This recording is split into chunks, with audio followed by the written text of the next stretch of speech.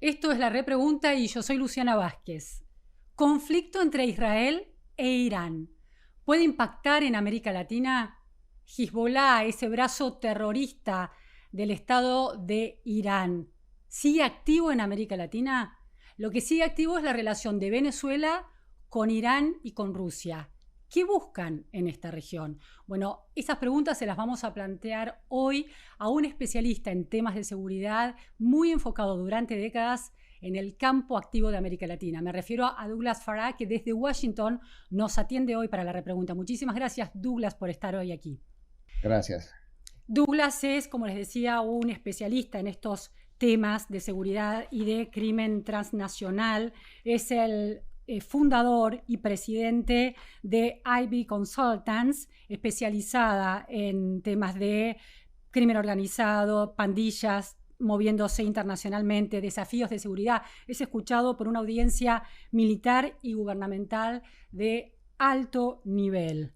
Entre 1995 y 2005 fue además corresponsal para América Latina del Washington Post y ha hecho investigaciones clave en estos temas de seguridad y de crimen transnacional. Es autor de 2 libros sobre terror y redes de terror, de tráfico de todo tipo en términos transnacionales. Así que vamos a nuestro tema. Douglas, preocupa siempre en América Latina la relación entre Irán y Rusia. ¿Qué frentes abarca esa relación? ¿Es un frente bélico? ¿Es un frente comercial en el sector estratégico de la energía? ¿Es un frente nuclear? ¿Podría detallarnos esas múltiples capas de esa relación?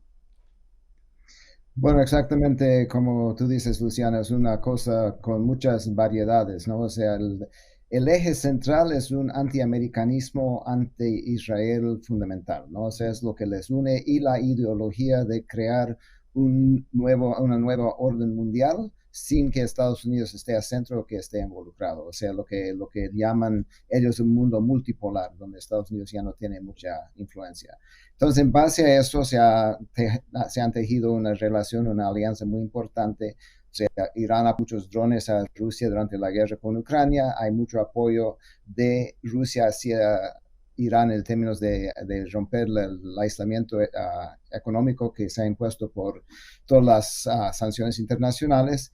Y hay una cooperación, digamos, fundamental que se basa en la región, en Nicaragua y en Venezuela, ¿no? O sea, son los 2 ejes de cooperación que tienen bases militares en conjunto, donde entrenan conjuntamente y trabajan de una manera ideológicamente muy fuerte con esos estados bolivarianos. Antes de saltar a América Latina, me interesa entender cómo hay seria preocupación de que este conflicto entre Israel e Irán escale. ¿Cuál podría ser el rol de Rusia? ¿No? Porque hay preguntas sobre el rol creciente de Estados Unidos. ¿Cuál podría ser el rol de Rusia? En enero de este año, Irán y Rusia firmaron una especie de alianza estratégica muy amplia, abarcando todas estas dimensiones que estamos conversando, inclusive la dimensión de apoyo en el desarrollo nuclear. Eventualmente Rusia podría dar un salto de escala y participar activamente, ofensivamente, apoyando a Irán en el conflicto con Israel. Yo creo que en otro momento tal vez sería posible o factible, ¿no? Yo creo que en este momento, con todos los problemas que tiene con Ucrania, Claro. con todos los otros problemas internos que enfrenta Rusia, muy difícil puede tirar muchos recursos a apoyar directamente a Irán. O sea, está demasiado ocupado en su patio trasero, digamos, para poder lanzar. Sin embargo, sí pueden mandar ayuda económica en la cooperación nuclear, que es fundamental para ellos, para si no se ha destruido la capacidad nuclear de Irán, tal vez ayudarlos a reactivar o acelerar ese proceso. Pero no va a ser una inversión, una incursión militar de Rusia en este conflicto. No creo, simplemente porque no pueden, no es porque no quieren, simplemente no existe esa necesidad. Bien.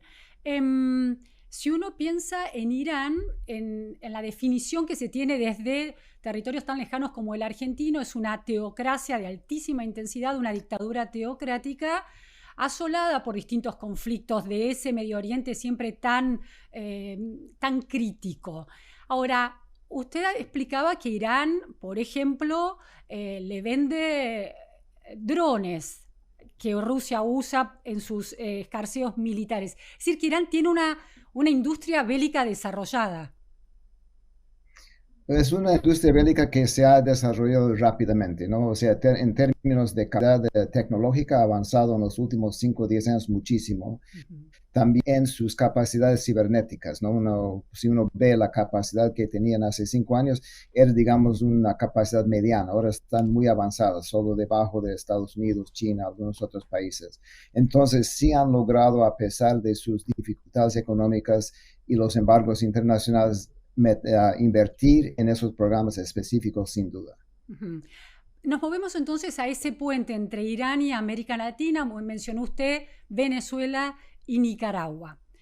Está la cuestión ideológica que bien detalló. Ahora, en la práctica, por ejemplo, el establecimiento de bases en Venezuela, ¿en qué sentido esas bases pueden representar un riesgo para América Latina? ¿Qué poder militar y de acción tienen?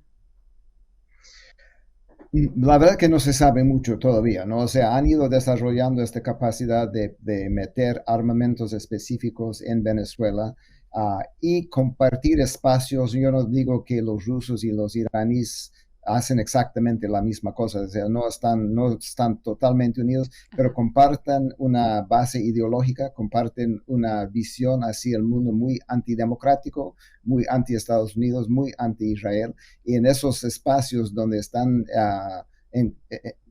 tienen los mismos intereses, hay la cooperación específica. Entonces, Irán hace rato ha metido su gente en Venezuela para armar una especie de capacidad de contraataque hacia Estados Unidos y el Occidente si fuera necesario. Entonces, yo creo que en este momento el peligro real es con la decapitación del liderazgo iraní en Irán, busquen ya unas salidas extraterritoriales para responder, y eso sería el peligro mayor en esas circunstancias.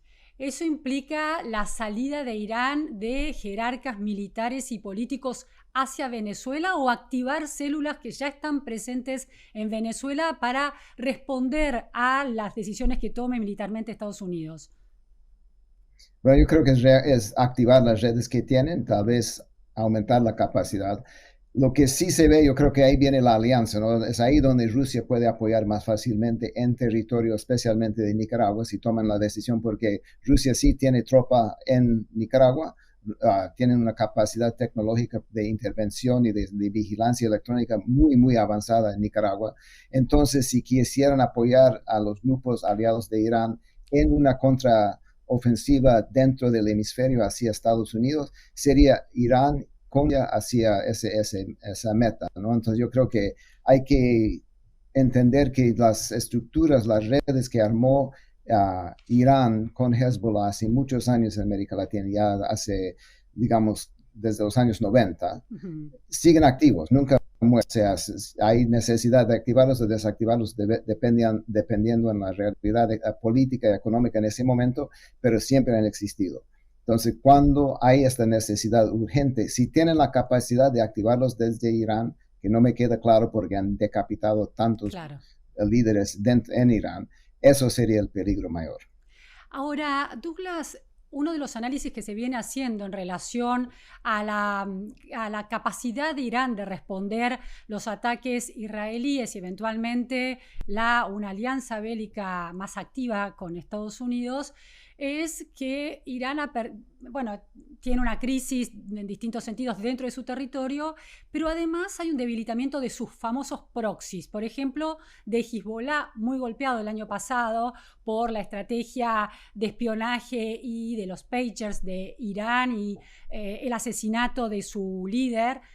El año pasado, en noviembre, se firmó una tregua. Hezbollah no está interviniendo activamente en el conflicto actual entre Israel e Irán, y el análisis que se lee en medios especializados internacionales es que Hezbollah no quiere intervenir y es que en realidad está de alguna manera frustrado por la falta de apoyo de Irán. ¿Cuán activo está o cuán latente y activo se puede poner Hezbollah en América Latina?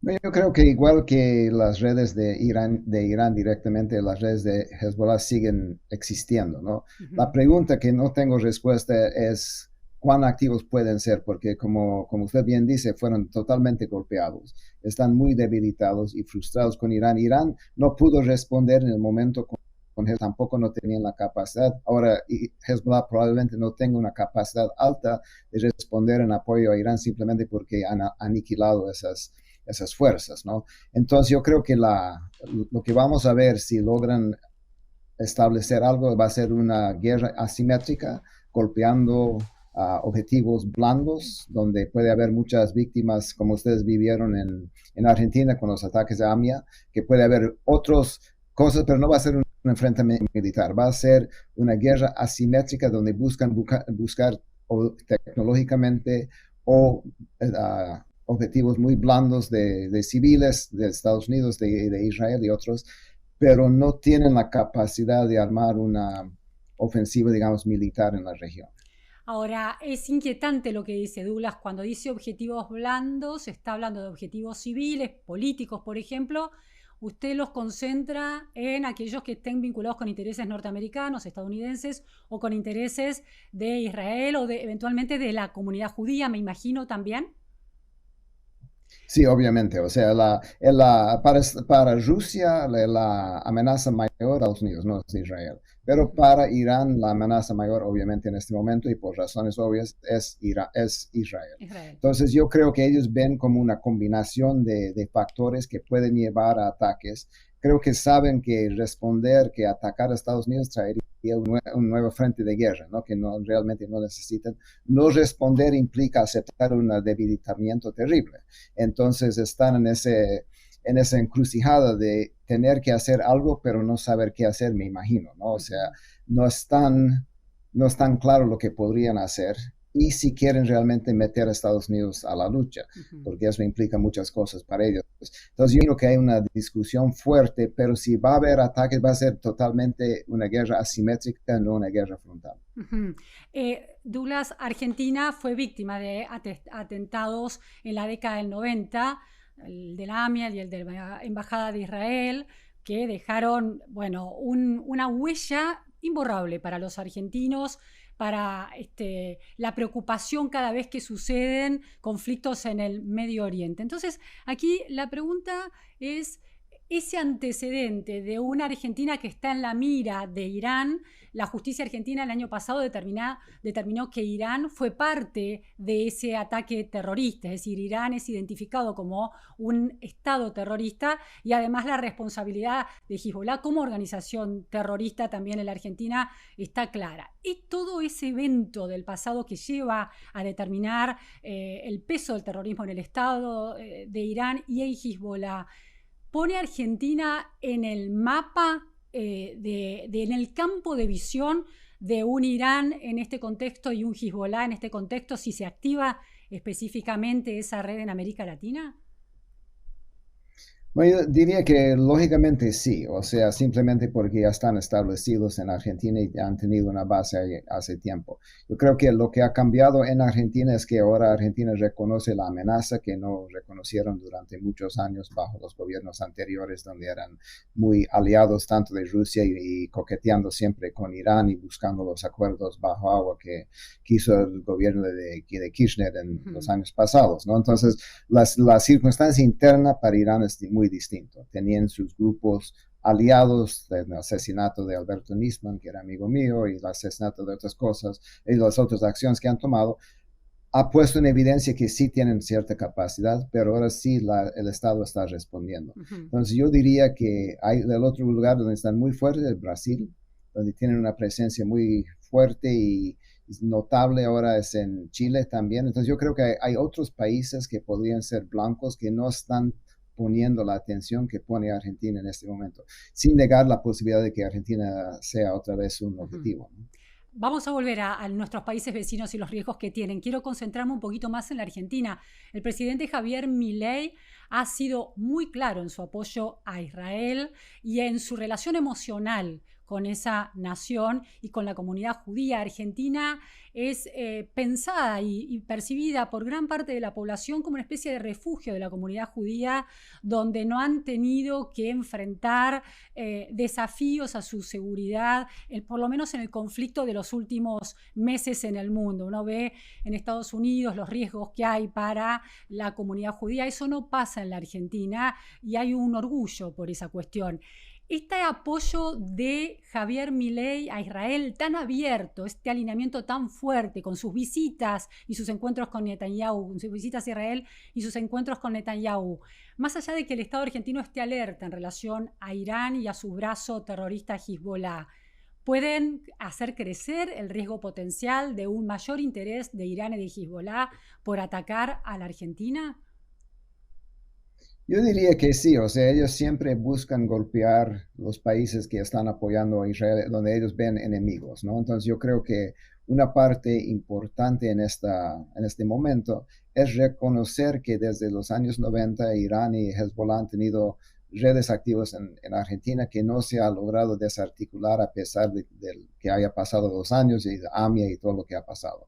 Entonces yo creo que es factible a reactivar eso. Lo que creo que para ellos el factor de riesgo es un poco más grande de lo que era antes, porque ya Argentina toma en serio estas amenazas, cosas como le digo, no hicieron anteriormente. Entonces yo creo que otra vez va a ser como hablamos de cómo va a reaccionar Irán en ciertos otros temas, ¿no? Depende de su capacidad y de sus intereses. En este momento, atacar un tercer país sería un llamado al resto del mundo de apoyar a Israel y ir más fuerte contra Irán. Claro. Yo me imagino que ellos están conscientes de eso.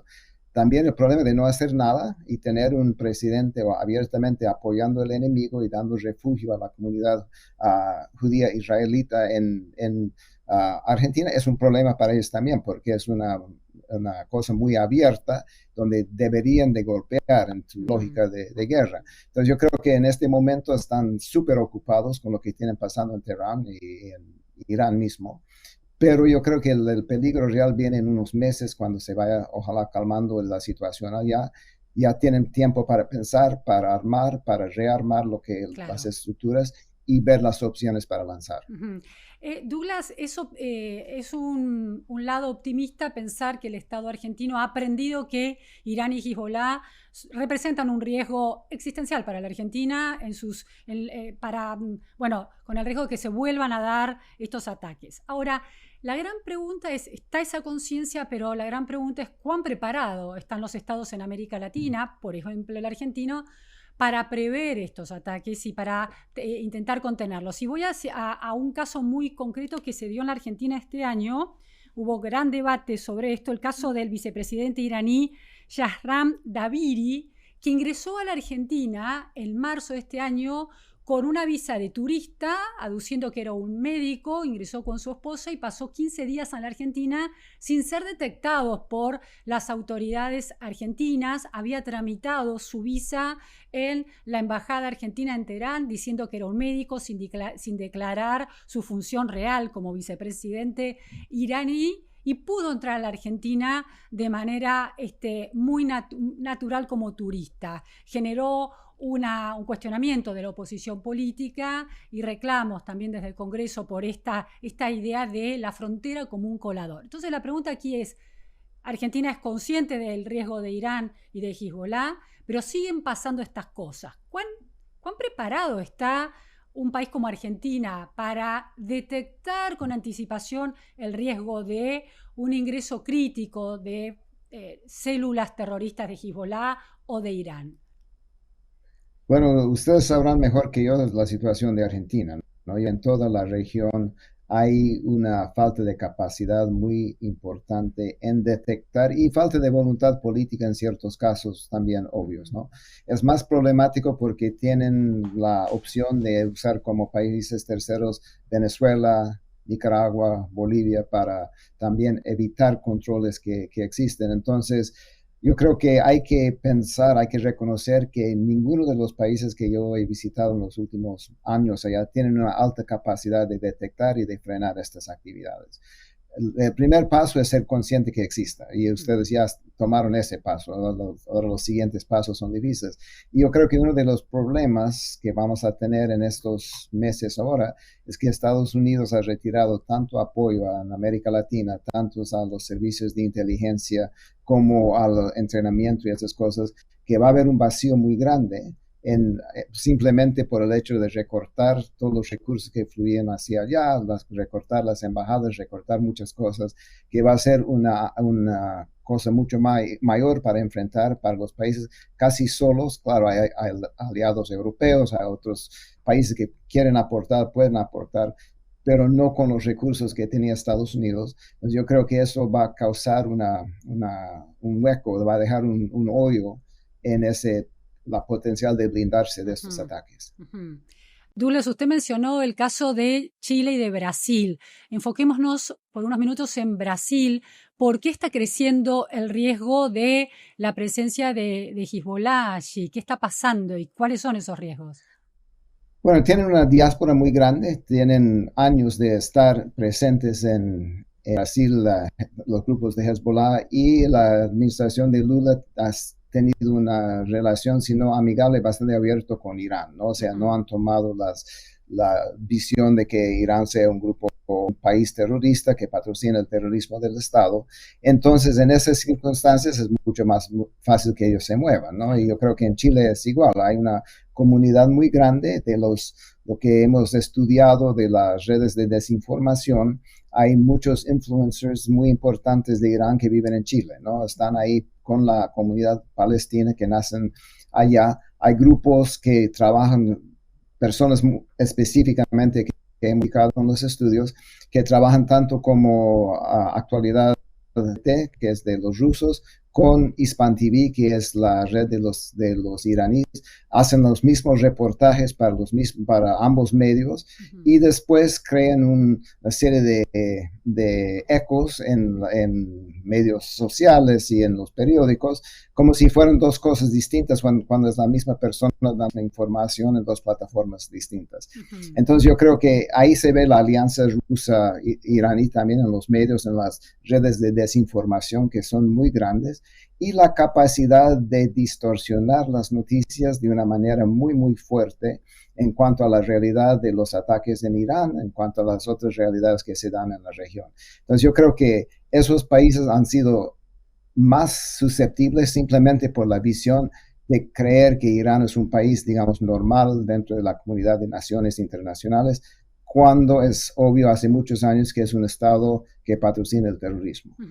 A ver si entiendo bien, porque digo, uno podría pensar que ese posicionamiento ideológico, con esa presencia fuerte de comunidades iraníes, tanto en Brasil como en Chile, se queda en el campo ideológico. Luego usted dice que eso de alguna manera es la punta del iceberg de un Estado chileno o brasilero que baja la guardia ante posibles infiltraciones ya de células terroristas o de figuras vinculadas con el terrorismo de Hezbollah y de Irán.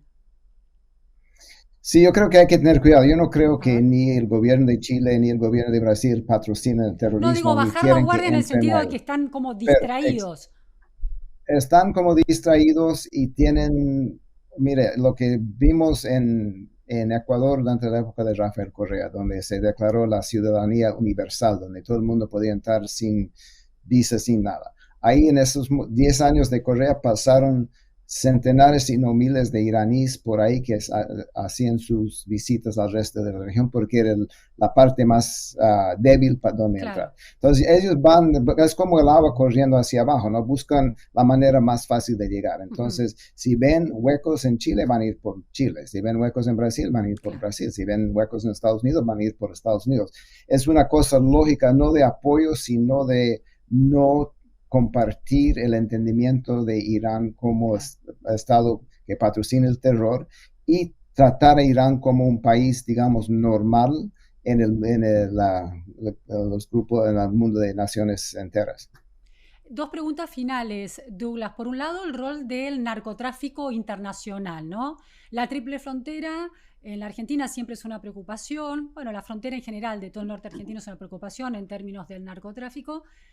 ¿Cuál es el vínculo de Hezbollah y de Irán en relación al narcotráfico, porque siempre se habla de que hay una fuerte producción y un lavado de esa producción en la Triple Frontera. ¿Esto es así, sigue vigente y es una fuente de financiamiento para el terrorismo tanto de Irán como de Hezbollah? Yo creo que hay que ampliar un poco el enfoque, o A sea, ver. es narcotráfico, obvio, pero son economías ilícitas, o sea, todo lo que se mueve en términos de contrabando, de cigarros, de electrodomésticos, todo, ellos sacan provecho de esas economías ilícitas. Y el lavado de esos grupos es a través, no solo en el Triple Frontera, inclusive que el Triple Frontera, la importancia ha bajado un poco simplemente porque ahora tienen la capacidad de lavar directamente en Venezuela, tienen la capacidad de lavar directamente en Nicaragua. Entonces, es importante, pero no creo que sea el eje de todo como era hace tal vez 10 años. Sin embargo, el narcotráfico, hay casos muy concretos de elementos de Hezbollah comprando y vendiendo cocaína a través de las FARC y viendo mercados internacionales. Eso queda comprobado hace muchos años y con casos muy recientes. Entonces, obviamente es parte, pero hay que pensar donde ganan mucho dinero es en el contrabando de cigarros desde Paraguay al resto del continente. Hay mucho pasa por Triple Frontera, mucho pasa por Paraguay, llegan a Chile, llegan a todo el continente. Muchas otras economías ilícitas que sumándose hace que el narcotráfico tal vez ni sea el mayor, ¿no? O sea, no sea tal vez ni lo más importante, porque son oportunistas, son hombres o mujeres de negocio, ven dónde pueden sacar provecho, dónde pueden lavar dinero y cómo enviarlo de regreso a Irán si fuera necesario. Entonces yo creo que sí, el narcotráfico es importante, pero todas las economías ilícitas son importantes para ellos. Y última cuestión, Douglas, está el tema de Hamas, que para Argentina es una organización terrorista. ¿Cuán presente está ese riesgo en la Argentina y en la región, el riesgo de que Hamas produzca un atentado en este nuevo mapa global? Es interesante la pregunta, la verdad es que no sé todavía, ¿no? Cómo analizar eso, porque Hamas viene del lado suní, Hezbollah es del lado chiita, entonces siempre han tenido sus discrepancias internas religiosas, pero también es cierto que Osama Bin Laden se entrenó con Hezbollah, y Hezbollah siendo chiita, ¿no? Entonces hay la capacidad de cruzar esas fronteras ideológicas. Hamas no ha tenido la presencia en las diásporas palestinos y turcos en la región que Hezbollah no han tenido esa capacidad de aglutinar gente, pero que son importantes. También han sufrido mucho con la invasión en Gaza y eso, o sea, están ellos también muy debilitados. Entonces yo creo que es un poco temprano tratar de adivinar cómo se puede reaccionar. No va a ser del tamaño ni con la capacidad de Hezbollah, pero ahí están, dependiendo de cómo ven sus intereses entre Shia y Sunni, vamos a ver la respuesta. Bueno, la verdad que le agradezco muchísimo su precisión, un análisis en profundidad y un mapeo general de cómo está situada América Latina en este conflicto geopolítico que se está dando en el Medio Oriente. Así que enormes precisiones de su parte, le agradezco muchísimo, fue un gusto tenerlo en la repregunta, Douglas. Gracias, Luciano, para mí un placer también. Gracias a todos por estar hoy aquí.